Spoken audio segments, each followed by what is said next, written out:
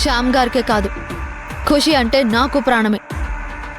ఇంకోసారి ఖుషికి ఏదైనా హాని తలపెట్టాలని చూస్తే ఈ రాధ ఉగ్ర రూపం చూస్తారు. గుర్తుపెట్టుకోండి.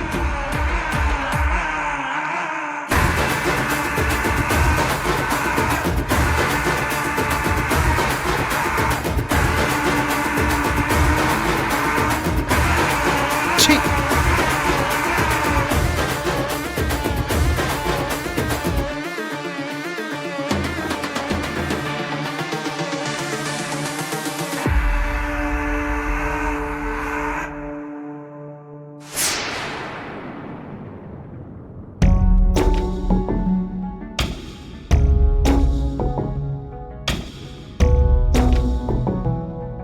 రాధా, నేనింక బయలుదేరుతాను. ఆగు పెద్దమ్మా, నీతో కొంచెం మాట్లాడాలి. మనసు చాలా భారంగా ఉంది పెద్దమ్మా. నీతో నా బాధ చెప్పుకుంటే నాకు కొంచెం తేలిగ్గా ఉంటుంది.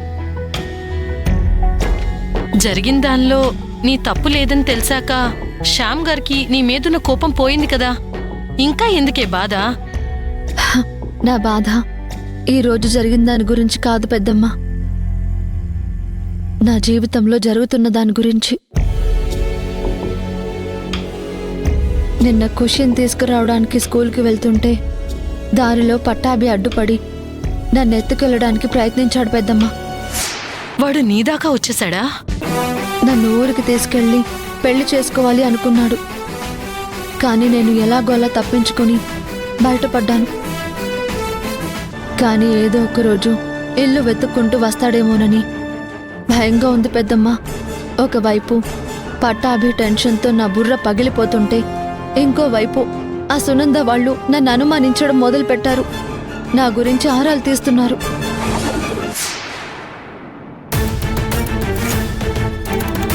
చూసావు కదా, నన్ను ఇంట్లో నుంచి పంపించడానికి వాళ్ళెన్ని కుట్రలు చేస్తున్నారో. నా జీవితంలో ఉన్న సమస్యల గురించి వాళ్ళకి తెలిసిపోతే మాత్రం గోల గోల చేసి వదిలేస్తారు.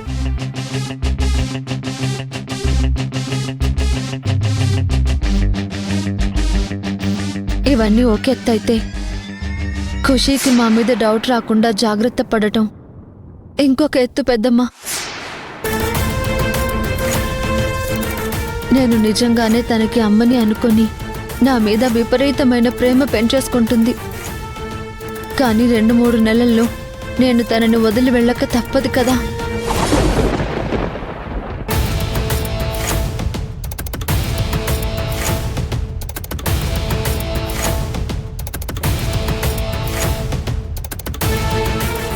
అప్పుడు ఆ పసిపాప మనసు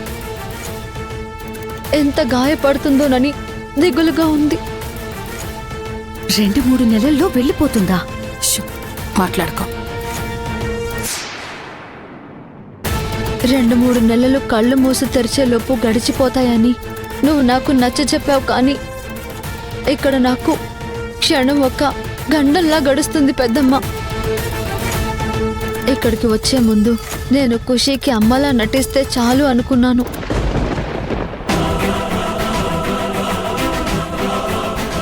శ్యామ్ గారికి భార్యగా చుట్టుపక్కల వాళ్ళకి తెలిసిపోయాను. ఖుషీ స్కూల్లో పిల్లలకి టీచర్లకి కూడా తెలిసిపోయాను. ఇది ఇంకెంత దూరం వెళ్తుందో అర్థం కావడం లేదు. నీ బాధ నాకు అర్థమవుతుందే, కానీ నీ సమస్య తీరాలంటే నువ్విక్కడికొచ్చిన బాధ్యతని పూర్తి చేయక తప్పదు కదా. నా బాధ్యత తీర్చుకోవడానికి నాకేం బాధ లేదు పెద్దమ్మా. కానీ మేము అగ్రిమెంట్లో రాసుకున్నదొకటి, ఇక్కడ జరిగేదొకటి.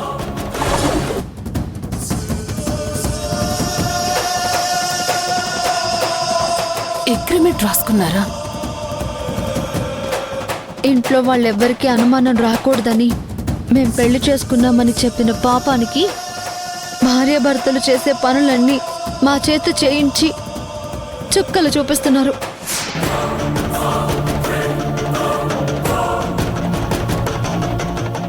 ఒక గండం నుంచి తప్పించుకున్నాంరా దేవుడా అని ఊపిరి పీల్చుకునే లోపు ఇంకో బండరాయిని నా నెత్తిన పడేస్తున్నారు ఆ సునంద వాళ్ళు.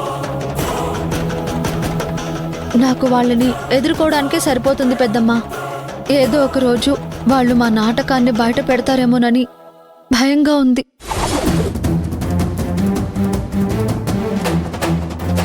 శ్యామ్ గారు నీకు సపోర్ట్గా ఉన్నంతకాలం వాళ్ళ ఆటలేమీ సాగవులే. నువ్వు కంగారు పడుకో. ఆ అగ్రిమెంట్ విషయం బయటపడకుండా నువ్వు జాగ్రత్త పడితే చాలు. ఇంతకీ దాన్ని భద్రంగా దాచుకున్నావా లేదా? అగ్రిమెంటు నేనుండే రూమ్ లాకర్లో భద్రంగానే ఉంది పెద్దమ్మ.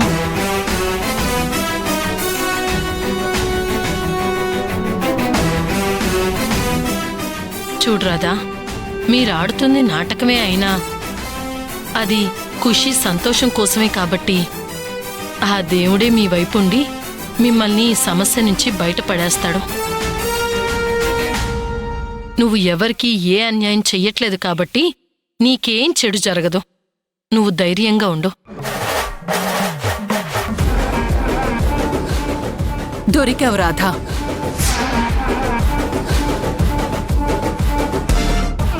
మీరేం చేసినా ఖుషిని వదిలి వెళ్ళను అన్నావు కదా, ఆ ఖుషి ముందే మీ నాటకం బయట పెట్టి తన చేతే నిన్ను బయటికి గెంటిస్తాను. అగ్రిమెంట్ రాసుకుని మరీ వచ్చావా? దాని సంగతేంటో తేలుస్తాం. తమ్ముడు,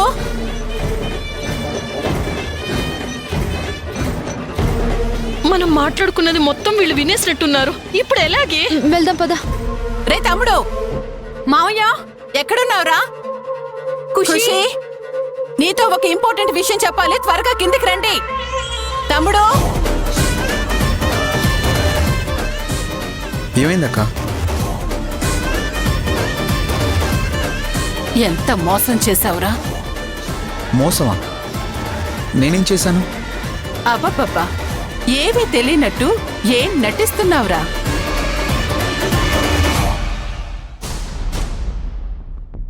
నీ దగ్గర ఇంత టాలెంట్ ఉందని నేను అస్సలు ఎక్స్పెక్ట్ చేయలేదు.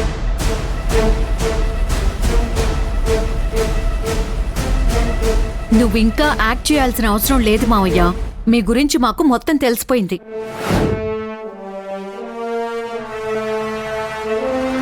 ఏం తెలిసింది నందిని? ఖుషి, మీ అమ్మా నాన్న సునంద, ఖుషికి లేనిపోనివి చెప్పి తనని ఇబ్బంది పెట్టకు. ఇప్పటికే తన హెల్త్ అప్సెట్లో ఉంది.